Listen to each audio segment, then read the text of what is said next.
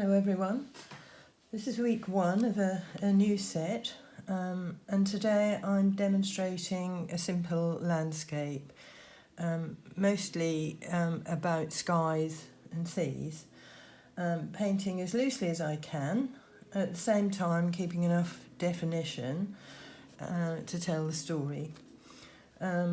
Large areas of sea and sky can be quite daunting, so to begin with I've actually created a smaller space on my pad by putting tape around the edges, but I've also put another piece on to fold underneath just because I know I'm going to use quite a lot of water. This is the scene that I'm going to paint.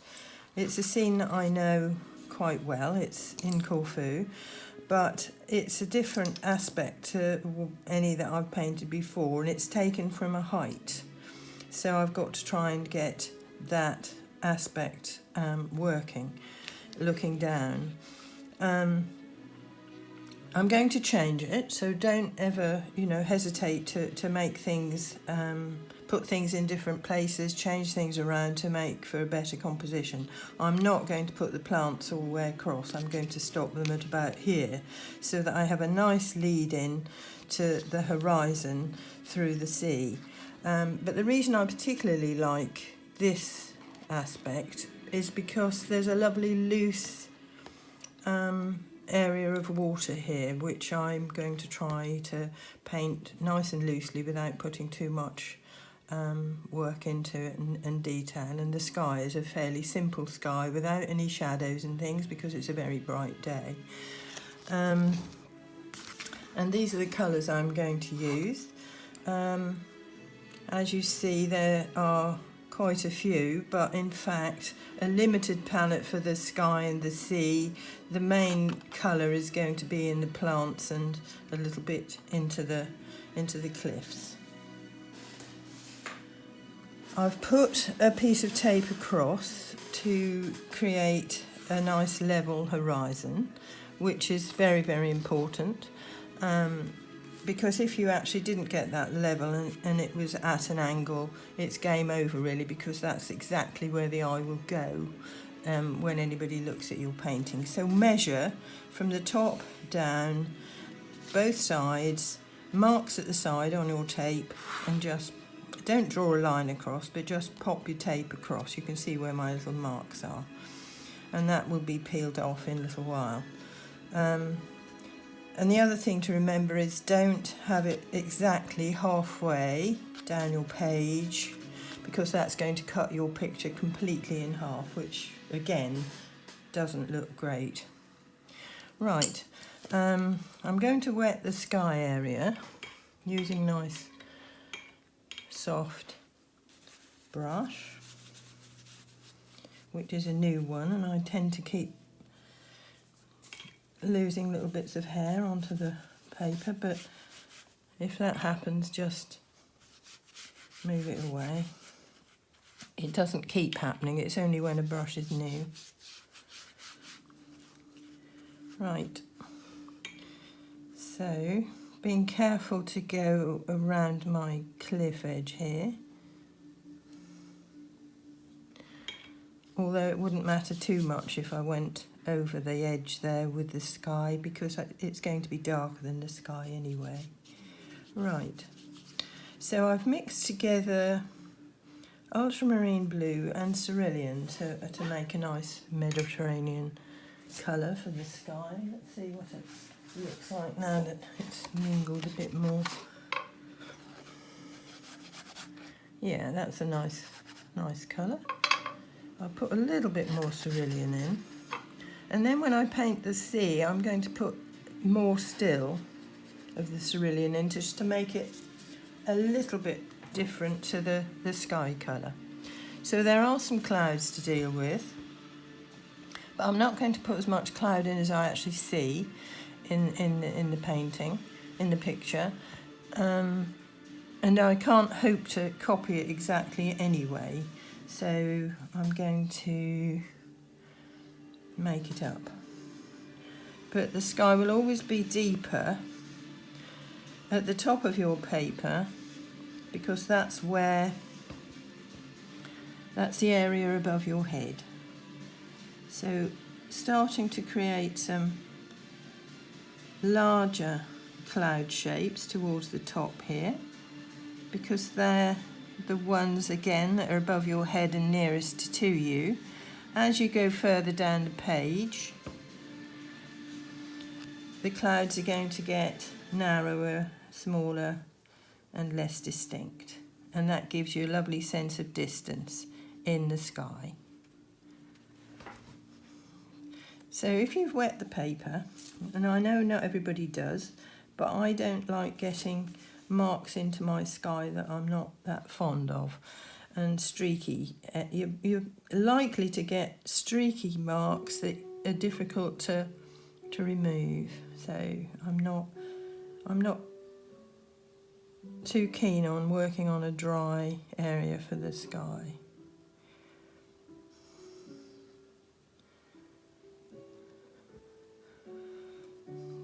And I know Albania is going to go across here. I can just about see it on the photo, but I know it's there.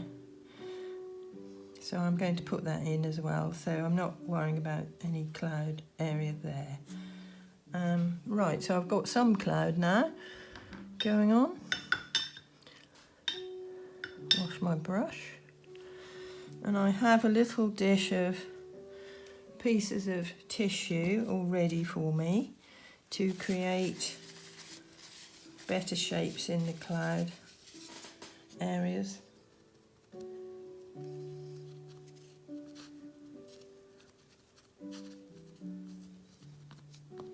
So when it starts to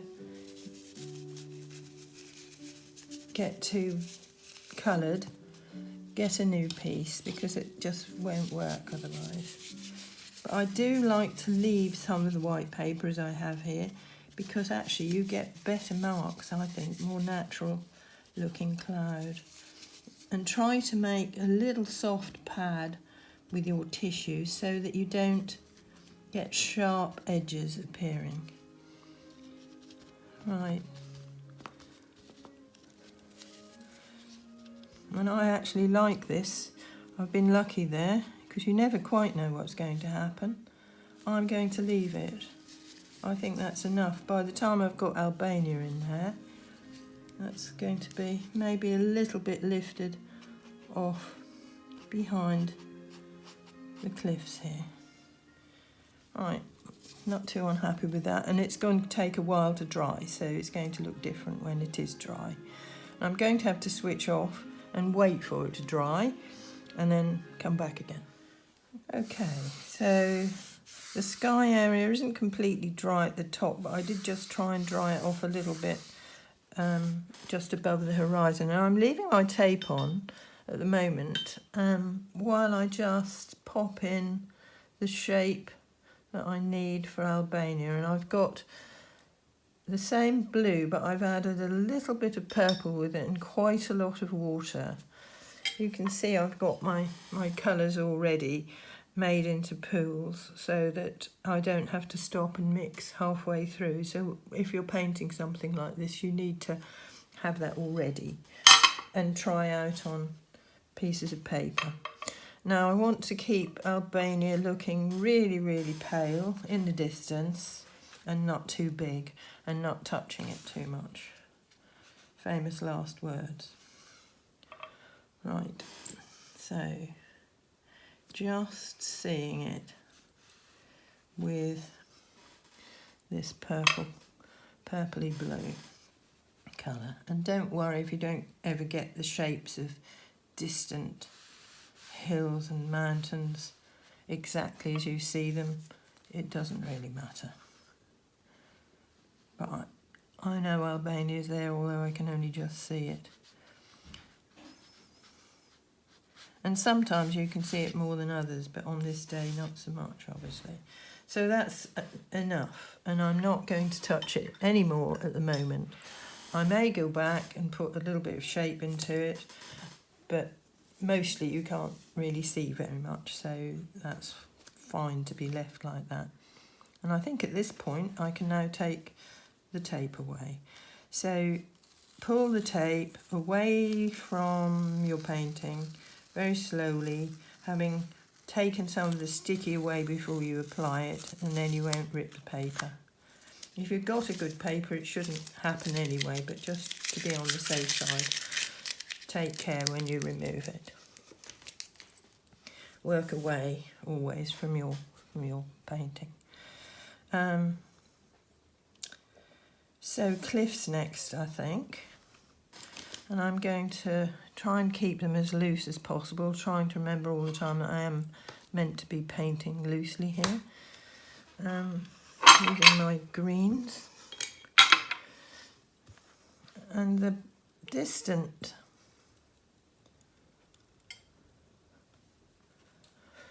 cliff there that we see, there are sort of two parts of it. This one's going to have a little bit more blue in it because it's more distant than this, and I'll get more yellow and warmer towards the forefront of the picture. So just dropping this in with a round brush. Maybe I could do with a bit smaller one, otherwise I'm going to make marks that I don't want. So let's see. Dropping water back in now to create some nice texture in this, and I can't really see very much detail or anything at all, but there's a nice light cliff face area here which I want to put some light colour on in a minute. So just keeping it nice and free and loose, just indicating these cliffs in the distance and touching not too much. Obviously when you're painting a landscape loosely, you have got to have a certain amount of detail, because otherwise you're not going to tell the proper story, are you? You've got to have definition to create certain shapes.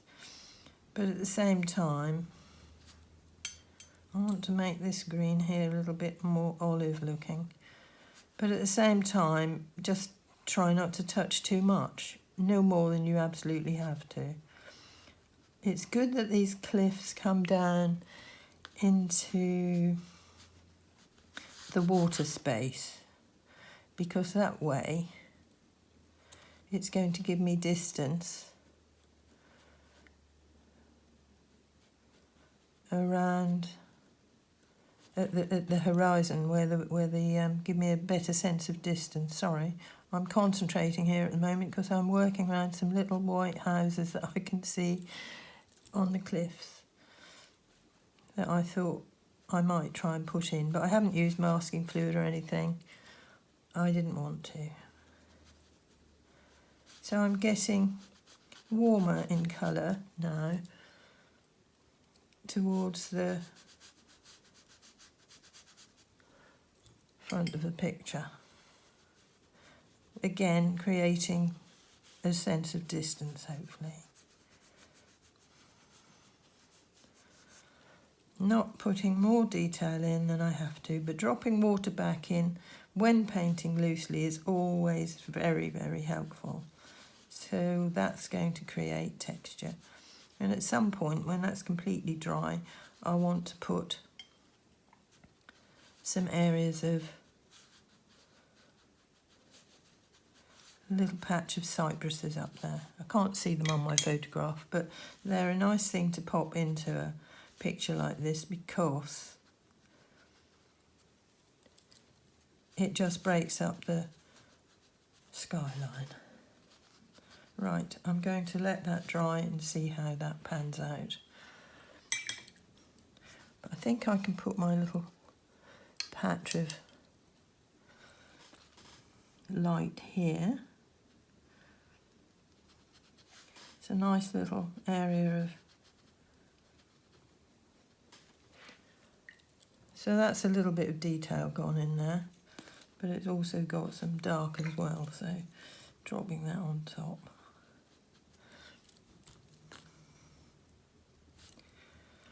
And while I'm on the raw sienna, I'm going to actually pop in a little bit of the sandy area here that I can see. And obviously I've drawn those cliffs a little bit bigger than I see on the photograph because my paper is bigger, isn't it? So thinking about that. I stopped the music. Let's have some more music.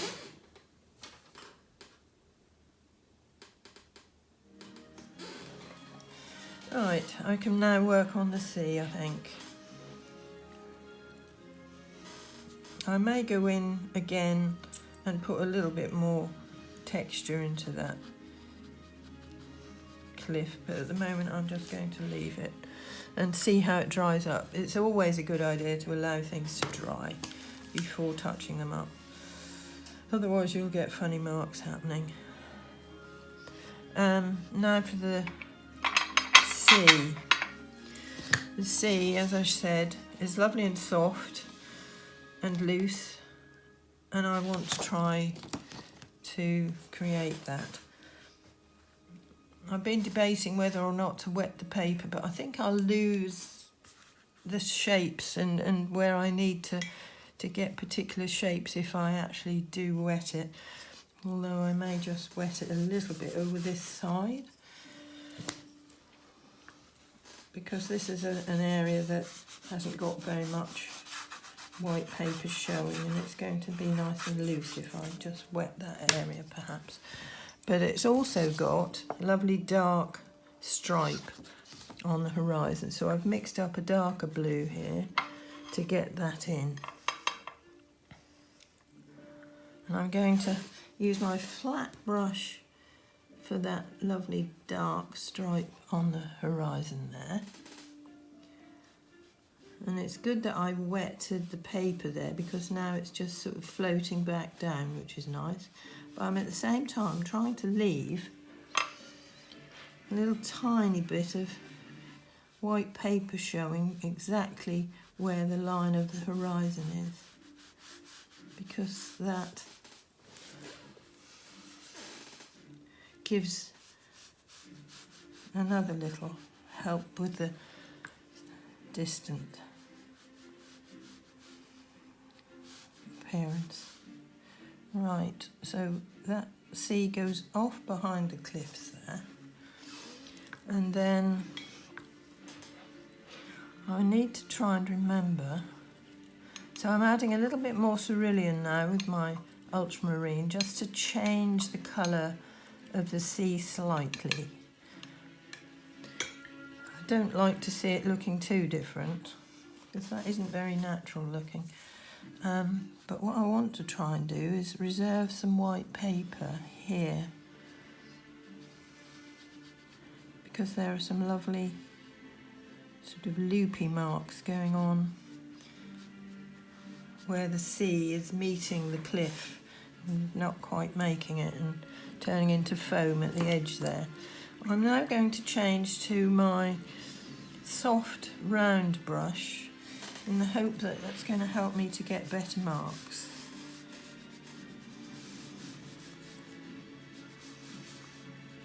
And working a little bit at a time. In the distance here you don't actually see too much white paper left at all, so being careful. I'm following the photograph as much as I can, just using it as a guide.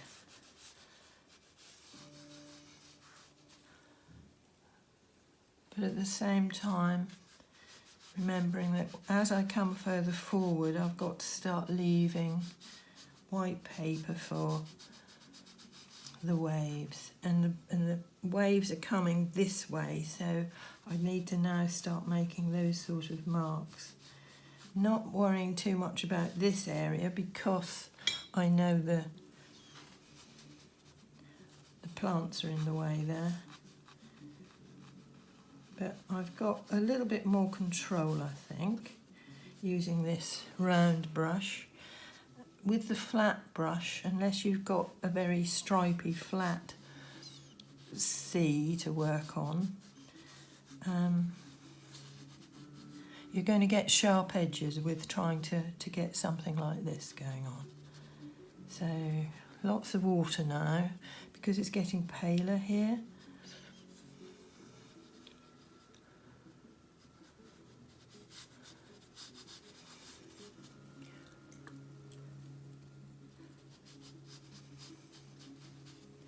Dropping some water back on just to create some movement.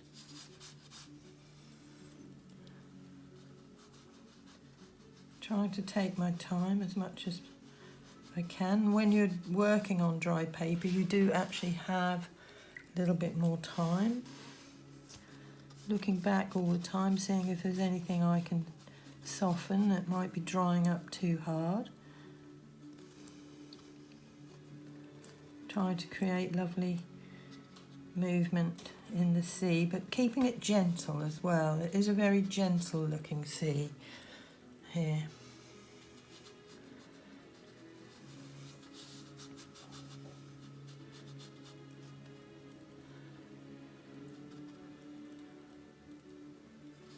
Darks and lights.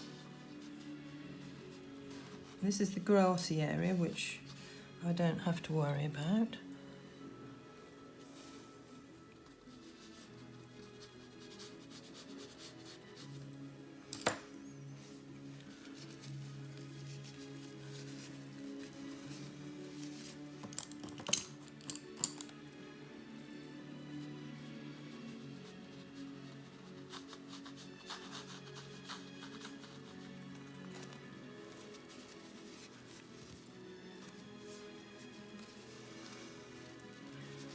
So have some little pieces of paper ready, just in case you want to start dabbing out a little bit, as we did with the sky. I don't do too much of that, but I think it softens it.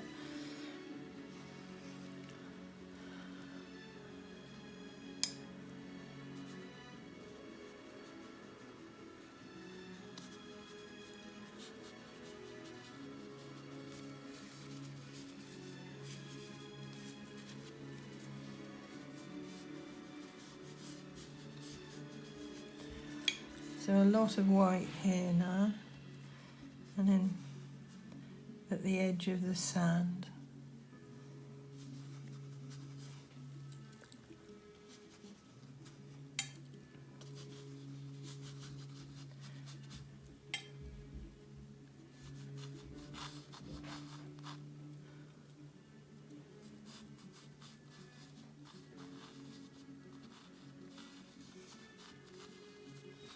This brush is a lovely big round brush, size 9. It hasn't got a very pointy tip, so slightly, but not too much, because it's nice and soft and quite a good one to use for something like this.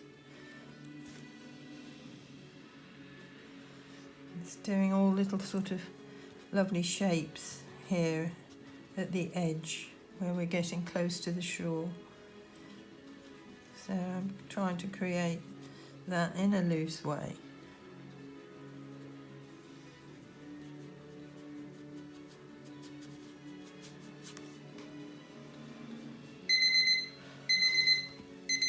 Right, that seems to be half an hour.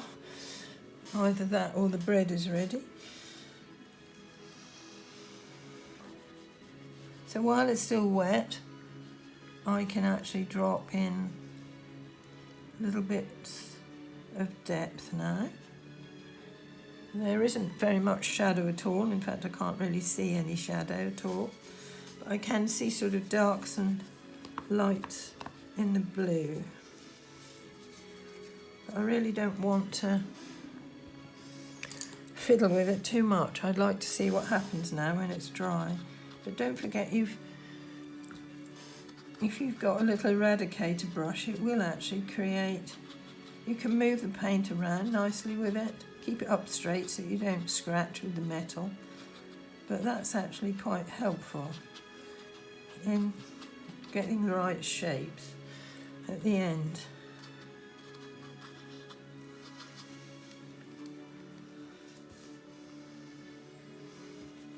Right, I'm not too unhappy with that. It's got movement,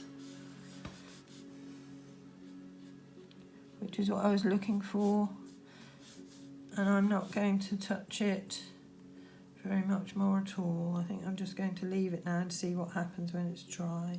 The tape is here, so I've gone to the edge. Good idea to go over your tape, because otherwise you might end up with funny marks, funny shape at the end. Okay, so not too unhappy with that. I'm just going to put a few marks in on the sand. The sand is looking a little plain.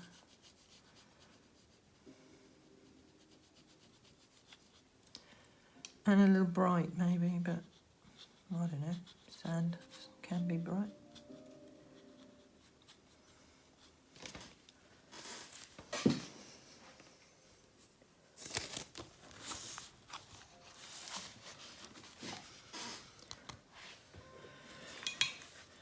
Right, I'm going to look for my little flat, tiny little flat brush. It's got to be here somewhere. Maybe not. All right, I'll use this. I'll use this because I want to just put some rooftops on these little houses here. And then I'm going to leave them white, just ever so loosely and not distinctly at all. But I think I need to bed them in a little bit more with maybe a darker green.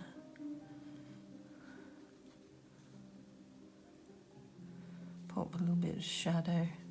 In fact, I'll just spread that around a bit, just to create a little bit more interest in this cliff.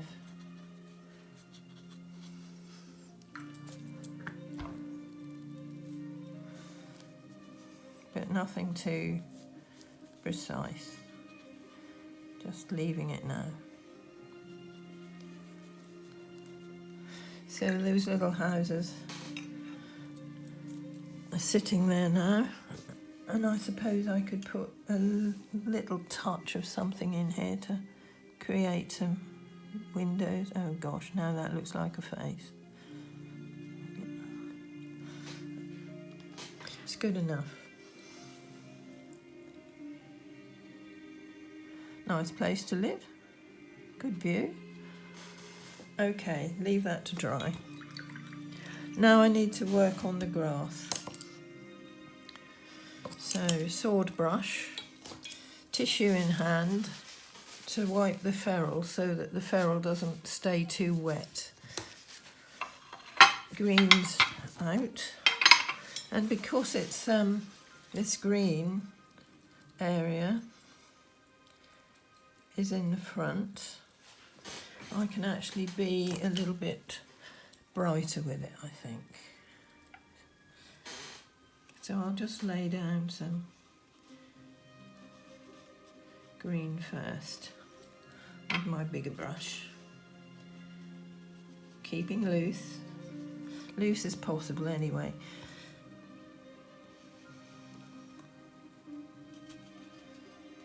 Leaving white. Go over your tape so you don't end up with a line there.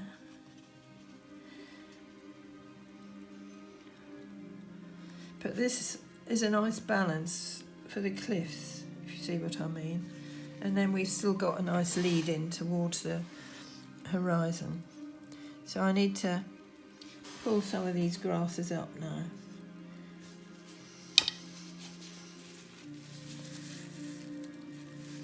When you're painting loosely, use quite a lot of water, but at the same time compensate by maybe using a little bit more pigment, because otherwise you'll end up with weak washes, because it will dry up a lot lighter than when you apply it.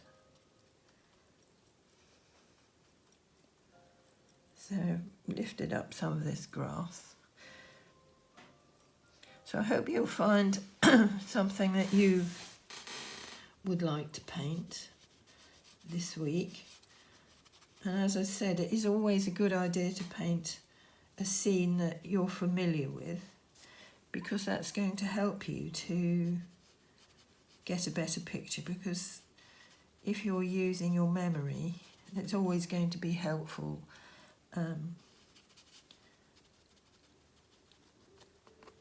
You'll be surprised how when you're painting something that you know, how your memory will take over and be helpful to you. So putting another colour in there might not be a bad idea.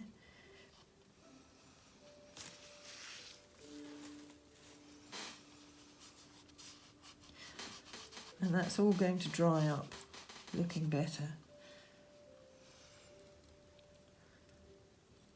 But now I need to dry that off before I start putting in those plants, which are strange. I don't think we have them in this country exactly like that. A bit like triffids. So I'll do my best with those, not to look too ugly. So I'll stop and dry this off. Right, I think it's dry enough. It's still a bit wet underneath. The top surface of the paper is dry, but it's still a little damp underneath, and I've still got a bit of cockling going on. It's been hurried. It likes to dry naturally, so don't be in a hurry with something like this. Right, so I need to try now to create some of these strange looking plants. So I'm going to use my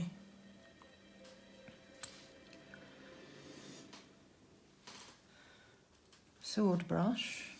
Try not to let it get too wet. Now I don't know how many of these things I'm going to put in. Just sort of coming. They've got lots of different colours in them, which is nice. I'm just going to come in, and they seem to be moving with the wind. There's always quite a bit of wind going on in Corfu. So just making the shape first to see how far I want to go.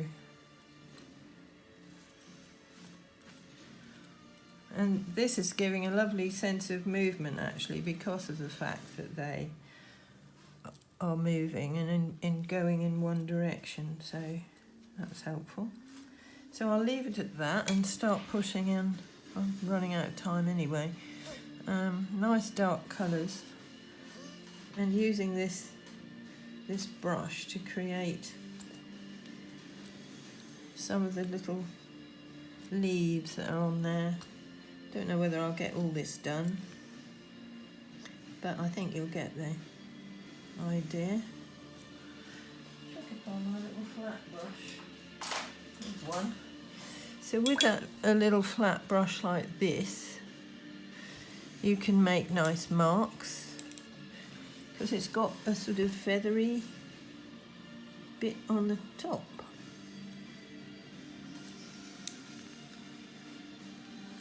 So this all needs to be filled in really, so it is actually going to take a little while. But if I just make a start, you'll see what I'm doing.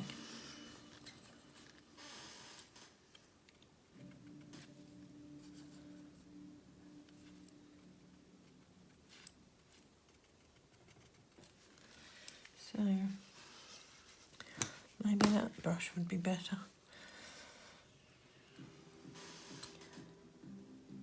So it's great fun tiddling around with this brush. It will make lovely marks for you. And just don't worry about it all running one into another. That's going to dry up looking quite natural and not too contrived. And filling in at the bottom here is quite important, so you could drop water back in down there. Some Broadland scenes can be similar looking to this composition, but you won't get the height, I'm afraid. We don't have a lot of height here in Norfolk.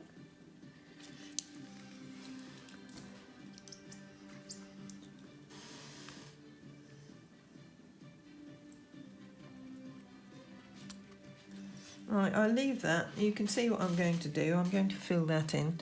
What else do I need to do? I said I was going to put some cypresses on the cliff top. So here we go with my little flat brush. Just not all the same height. Just breaking up the monotony of the skyline. And another thing, I suppose, a few little more marks on the sand. I'm not going to put any people in, but it might end up indicating a person, or I don't know, umbrellas or whatever you want to do. But if you have a patch of beach, it is always quite a good idea to get some life or something going on. But what I don't like is that plain area there, so putting something like that in is actually just going to break the monotony. Right, I think that's it now. A few darker patches of grass here might be quite nice.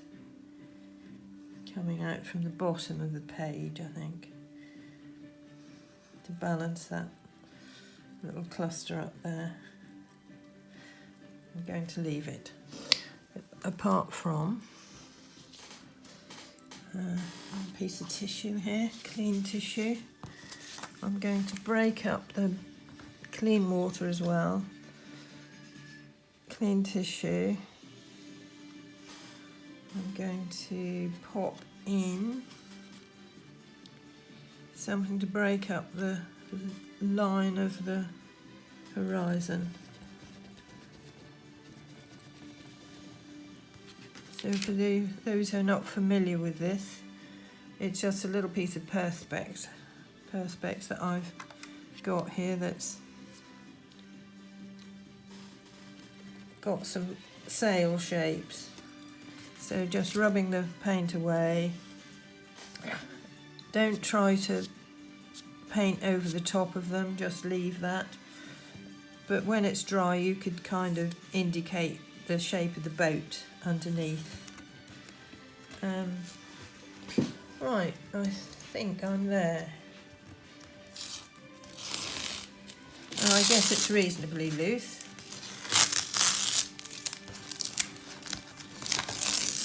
But if you create a picture like this and you're not that happy with it, don't worry, everything isn't going to be perfect and a masterpiece. Decide where you think you could improve matters and maybe go again. In my case, I think I could have made a better job of those cliffs. I think they were hurried. And it isn't so easy to keep something like that looking loose. Anyway, I've taken the tape off, so that's improved matters, I think. So not only will you decrease the size of your paper, you'll also end up with a nice border. Yeah, so there we are. That's that one.